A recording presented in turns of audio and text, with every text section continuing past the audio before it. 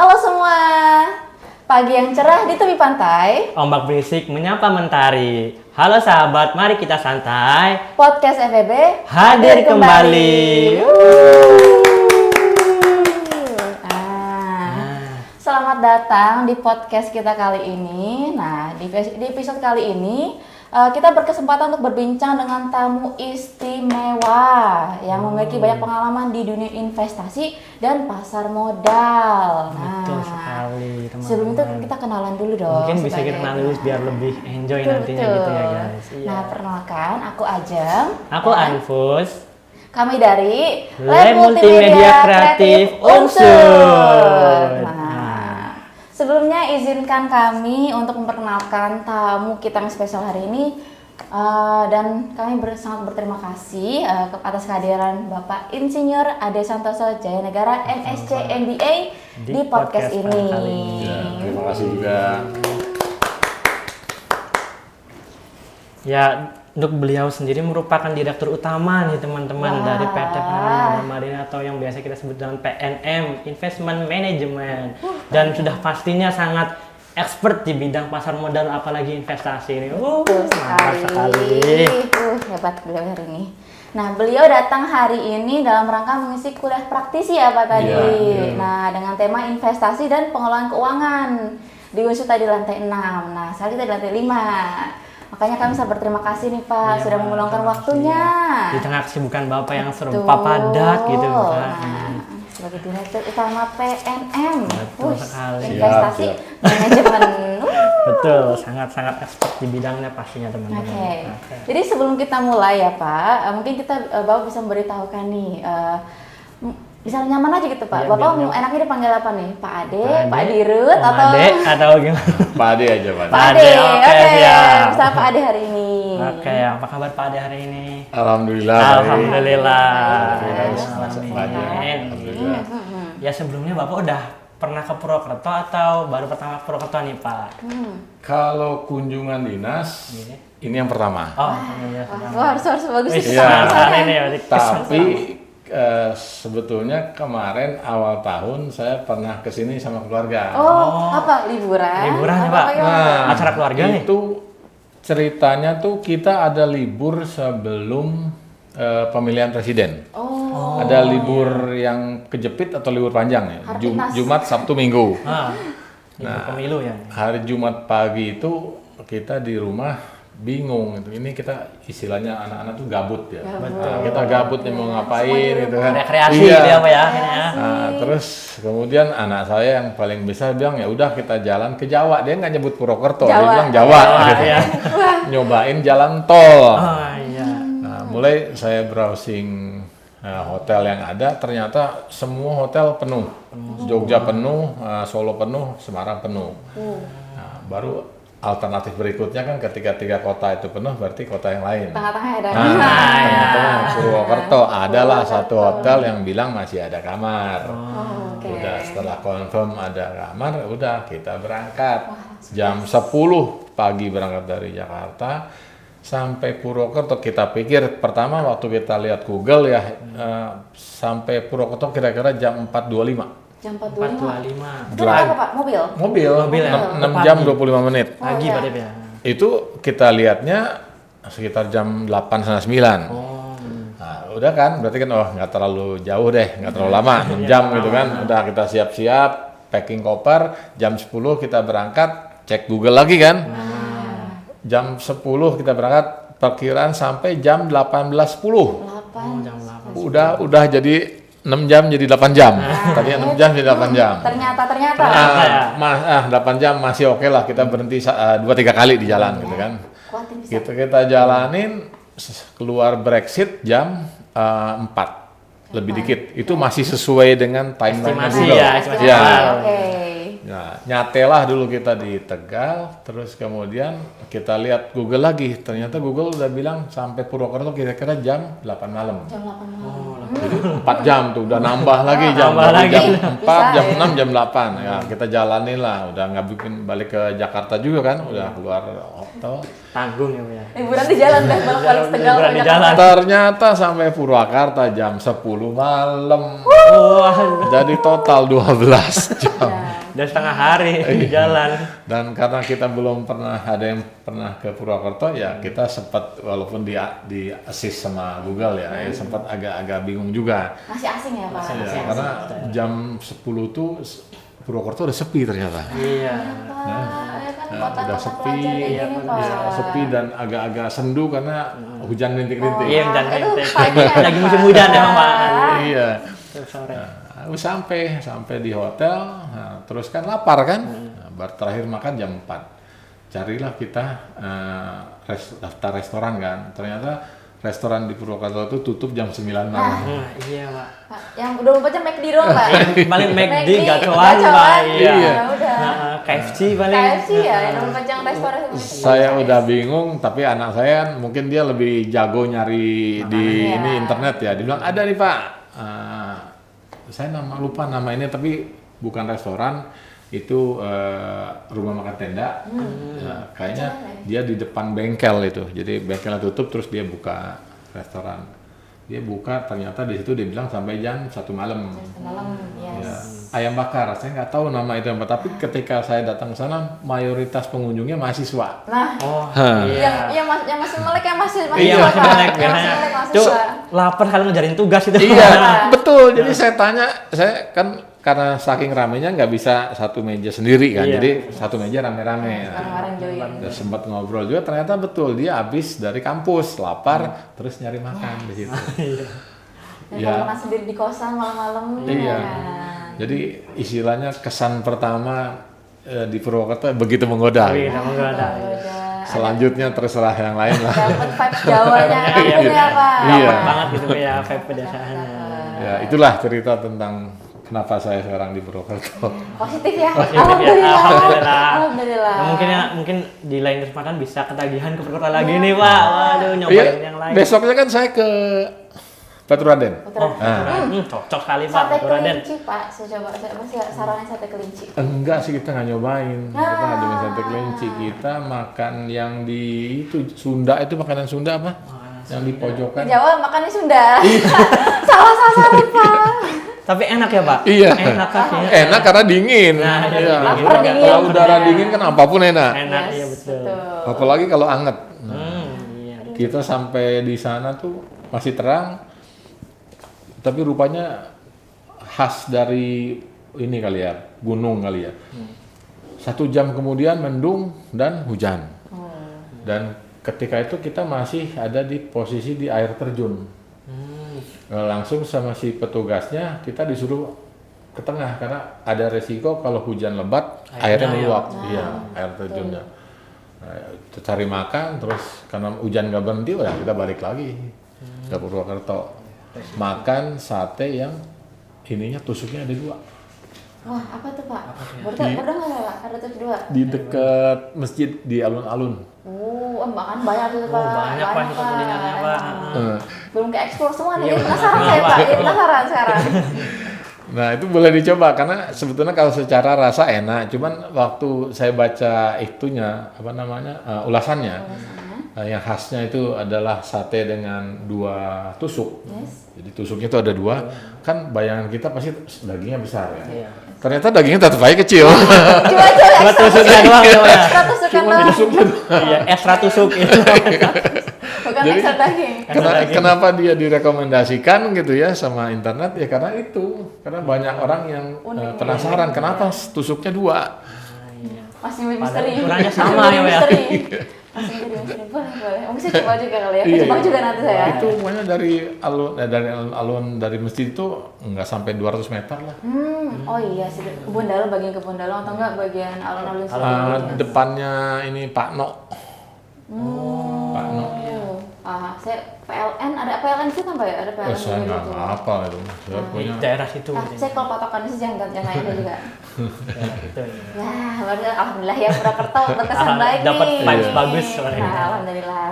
Oke, Minimal makannya enak-enak. Iya, enak. Iya, Pak, makan enak, murah-murah, enak-enak, Murah-murah Pak. terjangkau, Betul. itu juga belum ekspor semua Pak, masih banyak ya, enak-enak Pak. Banyak, Pak. Hidden gem Hidden gem, ya. banyak, Pak. Oke, lanjut ya, Pak. Iya. Oke. Nah, untuk mengenal Pak Ade lebih dalam lagi nih, aku pengen ngejelasin aja nih sedikit apa jenjang pendidikannya Pak Ade nih. Aku baca ya, Pak. Nah, jadi beliau ini merupakan alumnus S1 Institut Pertanian Bogor. Bogor, teman-teman. Bogor. Nah, setelah itu melanjutkan studinya ke jenjang S2 di University of Wisconsin. Gimana tuh? Wah, Wisconsin, USA, Amerika. Masya Allah. Wah, hebat loh, Pak. Dan gelarnya MSc agronomi ya, Pak? Ya, berarti Master of Science. Iya. Master of Science agronomi. Dan nggak berhenti di situ aja. Beliau juga di University of Canberra, Australia. Wah, dari Asia, Eropa, Amerika, Balik lagi ke Indo. balik lagi ya. Dengan memperoleh gelar MBA, kekhususan internasional bisnis, betul Pak? Hebat betul. Udah cukup, perjalanan udah cukup panjang ya teman-teman. Balik-balik Amerika Iya. balik-balik gitu kan ya. Nah jadi penasaran Bapak dengan jenjang pendidikan sehebat ini tuh, bisa ceritakan nggak perjalanan karir Bapak hingga bisa berada di posisi yang sekarang? Iya Pak, bisa sampai posisi Iya. yang gitu. Pertama kan tadi disebutkan bahwa saya tuh sebetulnya adalah sarjana pertanian. Yes. Tapi kenapa bidangnya sekarang bidang keuangan? Nah, Iya Pak, jadi Iya. kayak bukan institut pertanian tapi perbankan. Ya. Bogor. Iya, itu perbankan, bukan itu perbankan. Memang banyak kan yang memplesetkan IPB itu Institut Perbankan Bogor. Nah, iya. Ada lagi yang bilang Institut Fleksibel banget. Nah, benar. Tapi sebetulnya itu saya tidak sengaja. Jadi saya tuh dari kecil bercita-cita ingin kerja di perkebunan. Mancing jauh ya? Yang juga. Perkebunan, khususnya perkebunan yang besar ya, yang ada di Sumatera. Jadi waktu itu ketika Sawit ya, saya, Pak? ya, dulu belum ada sawit. Oh, benar sawit ya. Jadi waktu zaman saya seperti seumur kalian belum ada kelapa sawit. Dulu adanya tuh kelapa, coklat, kopi, teh, Nah, tebu, gitu ya. tebu. Yes. Kalau di sini kan banyaknya tebu. Nah waktu itu saya ingin sekali kerja di perkebunan, terus makanya waktu saya masuk IPB saya pilih fakultasnya pertanian, saya pilih jurusannya agronomi. Jadi itu jurusan agronomi itu ini salah satu majornya adalah tanaman perkebunan. Lulus saya tahun 87, nah, kalian mungkin belum lahir ya. Belum saya Kayaknya belum nikah juga orang tua. tahun 2000 Pak, tahun 2000. Orang tuanya masih lajang kan. Iya, 87 begitu lulus dapat ijazah mau melamar kerja di perkebunan khususnya PTPN ya, perkebunan punya pemerintah, mereka moratorium. Karena saat itu kebetulan situasi ekonomi global membuat harga komoditas perkebunan jatuh. Tuh, anjlok ya, Pak. Anjlok. Oh. Harga kelapa jatuh, harga kopi jatuh, harga teh, coklat semua jatuh. Sehingga kemudian mereka mengatakan mereka tidak merekrut karyawan baru. Oh, karena Namanya istilahnya moratorium. Jadi hanya merekrut karyawan kalau ada karyawan yang pensiun. Zero growth, jadi tidak ada pertumbuhan karyawan. Nah, tapi karena memang saya tetap inginnya kerja di perkebunan, akhirnya saya beralih ke perkebunan swasta. Saya masih bisa mengaplikasikan ilmu saya. ya masih Iya, sejalur. sejalur. Saya kerja di perkebunan swasta di Lampung kurang lebih 2 tahun. Cuman saya rasakan bahwa kerja untuk swasta pasti kan berbeda dengan kerja untuk pemerintah. Pemerintah. Kan? Ya. Terus saya bilang kalau udah di swasta kenapa mesti kerja di kebun? Karena saya bilang udahlah saya cari kerja di Jakarta aja gitu kan. Saya cari kerja di Jakarta. Kebetulan itu zamannya lagi booming perbankan. Lagi besar-besarnya Pak. Iya, Lagi karena mau di- waktu itu pemerintah ada kebijakan Pakto, kebijakan bulan Oktober itu yang membuka kesempatan swasta untuk mendirikan bank dengan modal yang tidak terlalu besar. Jadi ketika itu booming pebisnis, pengusaha mendirikan bank dan tentu ketika mendirikan bank kan butuh karyawan. Nah, disitulah ada pembukaan untuk karyawan bank besar-besaran dan saya ikut program Officer Development Program di salah satu bank swasta. Langsung ke swasta ya Pak? Iya, udah terlanjur ya, udah sama Iya. bank swasta.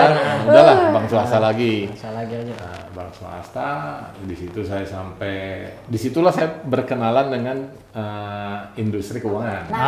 Mau dari sini nih sepertinya nih Pak. Iya. Baru pertama kali ketemu ya dari awalnya pertanian, Bogor. Iya. Tiba-tiba langsung ketemu. Saya ketika diterima pun saya sempat bertanya sama si itunya yang siapa SDM HRD banknya, kenapa kok saya diterima?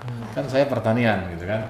Nah, terus mereka bilang sejarahnya atau data-data yang kami punya, memang kalau untuk bank yang lebih baik memang justru adalah yang dari eksakta, engineer, karena pola pikirnya mereka bilang sudah betul untuk bisnis atau usaha di keuangan, di finansial. Jadi mereka yang penting nanti kamu bergabung dengan kita, kamu ikut program ODP, namanya Officer Development Program kan. Jadi saya ikut. Kayak pelatihan gitu Pak. Ya, tapi yang intensif. Jadi kayak seperti kuliah lagi, cuma nggak ada sertifikat ya. 9 bulan. Terus 3 bulan kita magang, setelah 1 tahun baru akhirnya kita diangkat sebagai karyawan. Nah, disitulah saya mulai mengenal dunia keuangan. Nah, kemudian Baru first step karirnya nih. Iya. Panjang Mulai banget. karir. tapi sorry, sebenarnya ada yang kelewat. Oh. Dari lulus tuh sebenarnya saya tidak langsung kerja. Ada masa pausanya. Ada masanya. Saya ke Amerika. Oh, berarti Oh, wait. 87 di kalau udah 87 Jadi saya ya, ke Pak? Amerika tahun 88. Yes. Nah, pertanyaannya kenapa saya ke Amerika? Karena saya ikut istri. Udah istrinya ketemu. Jadi Udah ketemu. istri saya pegawai negeri, kerja di BPPT, Badan Pengajian dan Penerapan Teknologi, itu kan punya pemerintah, terus kemudian dikirim tugas belajar ke Amerika. Nah, saya ikut sebagai bagian sebagai anggota keluarga. keluarga untuk Iya. menemani sebenarnya. Iya, nah, singkat kata di sana saya kerja, terus kerjanya di kampus ya, di laboratorium, terus profesor saya senang karena saya mau kerja 1 minggu, nggak keberatan. Mengisi waktu luang sebenarnya. Iya, terus ditawarin udah kamu jadi mahasiswa aja, kamu nggak usah saya bayar lagi, tapi kamu bisa jadi mahasiswa. Oke. Nah, terus singkat kata saya ikutin ke permintaan yang bersangkutan, profesor itu, saya kerja. Pokoknya 1 minggu saya nggak ada libur, orang lain kalau 1 minggu jalan-jalan, saya 1 minggu kerja. Kerja. Kuliah, Aku kerja, pulang kerja. bawa master saya. Wise. Oke, Nah, selesai. pulang dari situlah saya kerja di perkebunan swasta. Sudah S2 ya. S2 ternyata. Ya, pede aja, Pak. Maksudnya pede Iya, aja Pak. gitu kan ya. Dan itu yang tadi waktu di kuliah praktisi saya jelaskan, jangan ragu-ragu untuk investasi di ilmu pengetahuan. Karena waktu saya pulang sebagai S2, itu kan sebetulnya saya bersaing sama sesama lulusan yang dari universitas juga. Tapi mereka kan rata-rata S1. S1. Nah, ketika saya S2, saya masuk ke perkebunan swasta itu sudah tidak lagi sebagai staf. Saya langsung jadi officer. Saya kan ada sesuai Udah. gelar ya, Pak. Iya, iya, dan otomatis kan gajinya lebih besar daripada kalau cuma staf biasa gitu kan. Walaupun itu tidak menghalangi saya akhirnya untuk tetap mencari kerja di Jakarta. Iya, why? Tetap ingat tujuan utama ya Pak. Iya. Nah, di Jakarta pun sama, walaupun saya S2-nya bukan keuangan, tapi karena saya punya kemampuan bahasa Inggris, karena saya 2,5 tahun di Amerika, saya ditempatkan di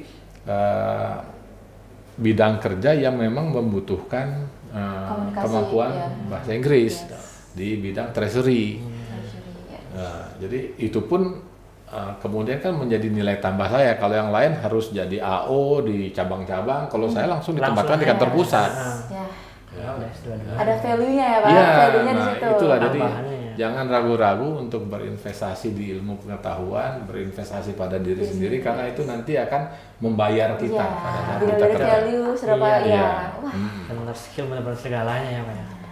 Nah, habis kerja di bank 4 tahun, kemudian lagi-lagi istri saya ditugaskan belajar ambil S3 di Australia. Oh. Saya Oh, berarti dia ikut sama ini terus sama ini aja ya. Iya, gak ada rencana les dulu kayaknya bakal kayak gitu sih. saya lepaskan ya udah lumayan waktu itu saya di bank swasta itu udah kepala seksi ya udah dapat fasilitas gaji udah lumayan tapi demi keutuhan rumah tangga Keluarga. supaya tetap bisa berkumpul anak bapak ibu itu kan saya memutuskan untuk keluar dari bank terus ikut istri saya ke Australia di sana karena dokter 4 tahun lebih lama lagi-lagi saya 2 tahun dapat kerja jadi datang nganggur 1-2 bulan sempat jadi lopar koran ngantar koran ke itu Seru kayaknya. Seru juga makanya perjalanan Ada hidupnya. side quest-nya. iya Di satu sisi juga mengabdi untuk keluarga, satu sisi juga berpendidikannya juga udah bener-bener. saya pernah Dari juga jadi cleaning service cuman saya nggak tahan Jajahin semua. saya terus terang saya cuma tahan 1 bulan untuk cleaning service Gak apa-apa. Gak apa-apa. Ada pengalaman. Udah pernah mencoba. masih lebih mending jadi loper koran. Ya. Nah, walaupun kerjanya dari jam 4 subuh. Jadi jam 4 subuh saya di drop ada punya setumpukan koran di kardus begitu, terus saya harus bagikan ke Yang berlangganan ya? mungkin 1 RW barangkali hitungannya. Tiap pagi jam 4. Tiap pagi di drop di rumah saya harus bagikan sebelum jam 6. Pokoknya saya harus masukkan kalau tidak taruh di porch itu di teras, saya masukin ke kotak surat. Iya, itu harus itu nggak boleh dilempar, nggak boleh kena basah gitu kan. Kalau saya nanti saya dikomplain, ya saya dipotong gajinya. Itu ada ya kurang lebih 2 bulan lah. Saya sebenarnya cocok itu kerjaannya. Ini tahun berapa Pak kalau koran 96. itu 96 ya? 96. Wah, masih koran ya. Nah, 97 kan mulai krisis. Iya, Mulai krisis, pemerintah memutuskan untuk mengurangi jumlah diplomat di luar negeri. Ditarik balik dulu. Ditarik balik, ya. Jadi kalau nggak salah sampai 50%. Nah, sementara si KBRI, kedutaan besar kan tetap harus menjalankan aktivitasnya. Direkrutlah lokal Indonesia. Ditawarin juga termasuk keluarga mahasiswa. Saya kan jadi keluarga mahasiswa, saya bukan mahasiswa kan. Iya. Disitulah saya dapat kerja jadi staf di atas perdagangan. Dengan 2 tahun terkumpul uang, terus saya timbang-timbang ini uang ini mau saya bawa pulang nanti atau lagi-lagi saya investasikan di ilmu pengetahuan. Nah, ini nih berarti kuncinya ya Pak. Iya. Terus saya bilang saya kerja di sektor keuangan, tapi ilmu saya so far ilmu pertanian. Iya kan S1 pertanian, S2 di Amerika pertanian, itulah saya ambil MBA.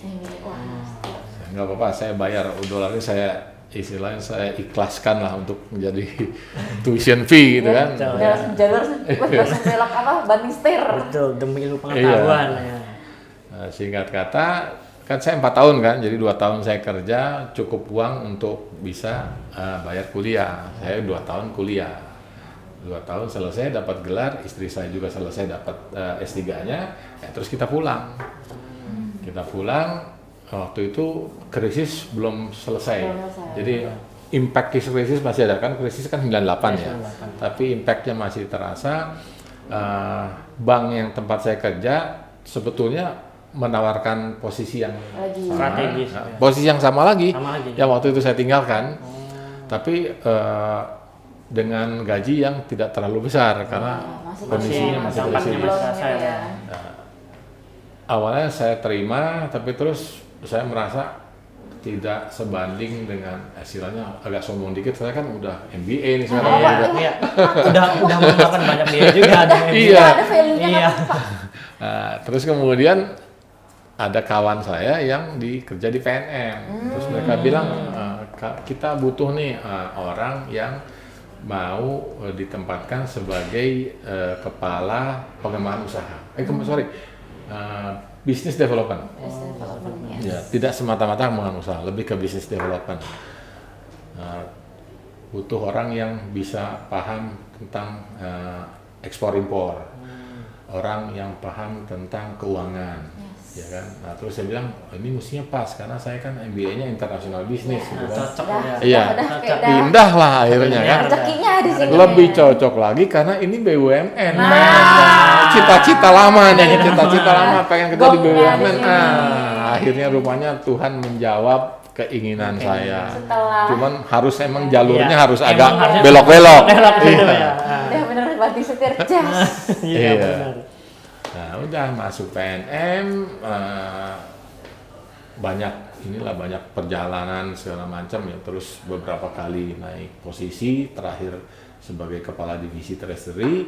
Kemudian 2013 saya ditugaskan di PNM Investment Management.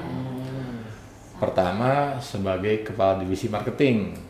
Kepala divisi marketing 5 tahun, kemudian tahun 2018 RUPS menetapkan saya sebagai direktur operasi. Operasi. Yes. 2018 sampai kontraknya sampai 2023.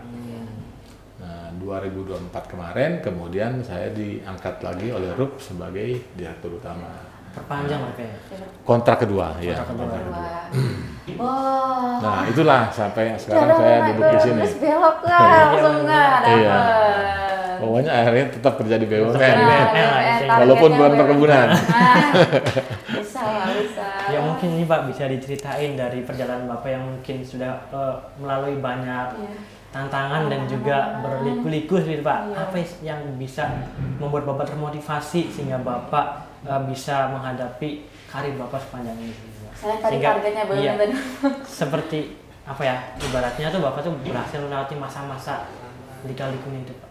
Iya, kalau saya ya mungkin agak berbeda dengan cerita-cerita yang orang-orang yang lain ya. Kalau saya sebetulnya ini semua yang mendasari, yang melatar belakangi, yang mendorong saya itu adalah keluarga. Keluarga, ya. Betul. Jadi apapun kita sebagai kepala rumah tangga harus mengusahakan yang terbaik buat keluarga kita. Betul. Family center. Ya, jadi saya bilang saya udah berkorban pindah kerja, berhenti kerja supaya keluarga ini tetap bersama. Nah, sekarang barangkali ini kesempatan saya untuk bisa memberikan yang terbaik buat keluarga. Hebat, family oriented ya. Ya. Pak? Oriented. Family friendly Keluarga. business. Benar. Semuanya demi keluarga. Nah, sekarang bagaimana kita menyelesaikan atau menjawab tantangan-tantangan yang terjadi di kantor, terjadi di tempat kita bekerja. Memang ujungnya sebetulnya adalah bagaimana kita bisa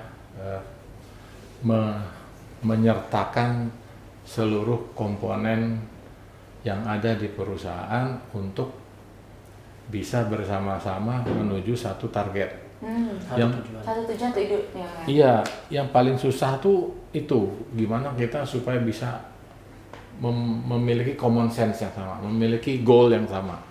Karena kalau misalnya semua punya kepentingan yang berbeda, yang terjadi adalah perusahaan tidak akan kemana-mana. Ya, conflict of interest. Tujuan perusahaan tidak akan tercapai. Yes. Ya, jadi itu yang paling sulit sebetulnya untuk dijalankan sebagai pemimpin perusahaan.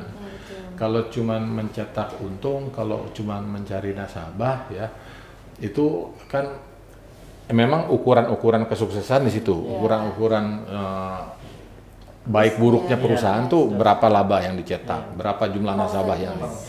Tapi yang lebih penting dari itu sebetulnya adalah apa yang dirasakan oleh karyawan di perusahaan. Jadi internal, internal Pak. kontrol. Iya, Ya.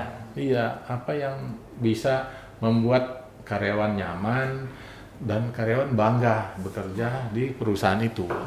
Berarti selain tujuan jangka pendek juga jangka panjangnya yang paling penting ya. Iya, jadi apa sih sebenarnya kan karyawan kan bekerja juga punya tujuan, punya rencana masing-masing. Tapi yang paling penting kalau misalnya mereka merasa bangga menjadi karyawan di perusahaan kita, yang lain mestinya bisa mengikuti. Iya. Oh iya, Pak. Ya, yang penting jangan dia kapok untuk tiap pagi datang ke kantor. Ogah-ogahan jangan. Iya, jangan dia pengen cepat-cepat pulang ke rumah kalau udah menjelang sore gitu kan. Jadi kan kalau kita menikmati pekerjaan, insya Allah tuh yang namanya kesuksesan akan mengikuti. Yang penting kita nyaman dulu sama kerjaan kita gitu kan. Iya.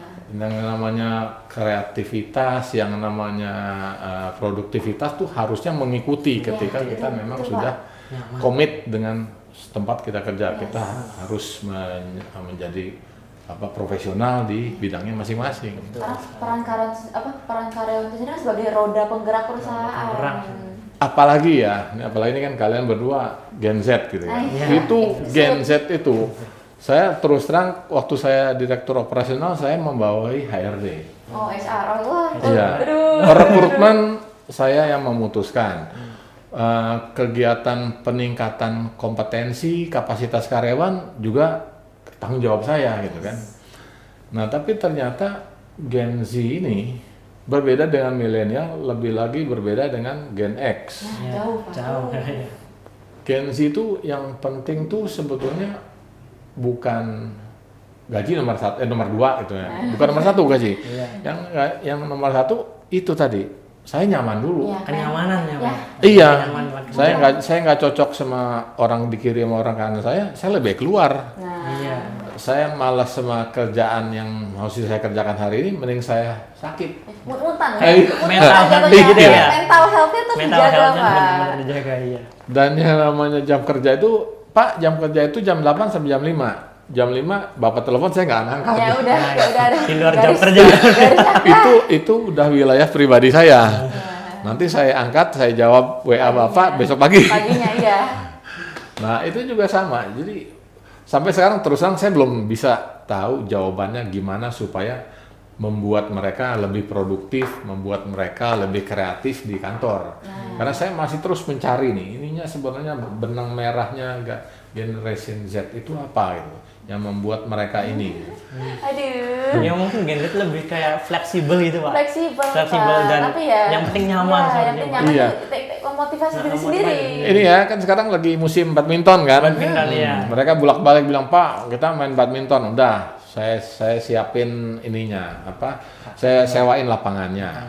Saya siapin raketnya, saya beliin. Yang penting seneng gitu kan. Iya, sampai kemarin saya baju kostum saya beliin juga. Lengkap pokoknya lah, biar ngajarin seragam lah. ngajarin banget.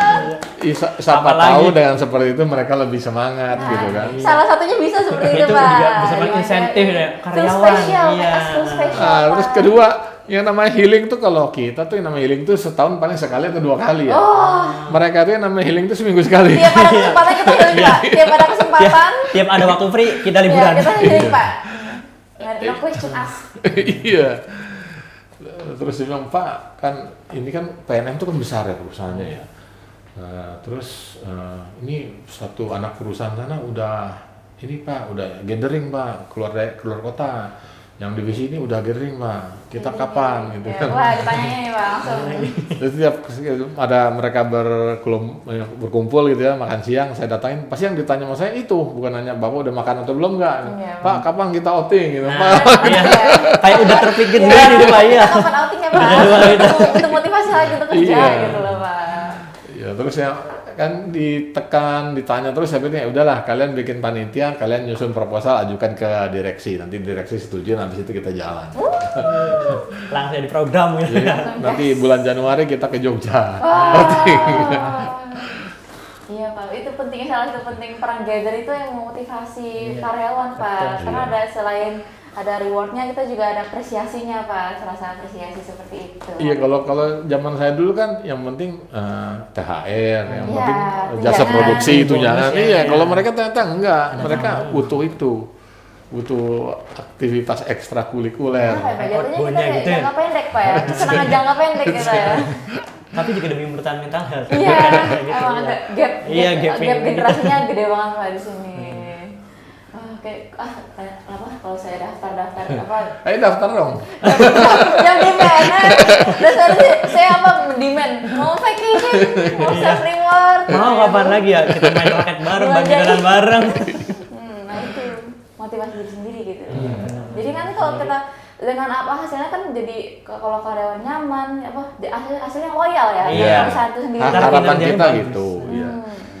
Istilahnya tesisnya tuh kalau mereka diberikan kenyamanan, diberikan ruang gerak yang cukup gitu ya, mudah-mudahan terus kemudian imbal baliknya kepada perusahaan, mereka bisa bekerja lebih produktif. Betul. Tuh. Outputnya sehingga kinerjanya bisa lebih baik. Iya. Betul ya.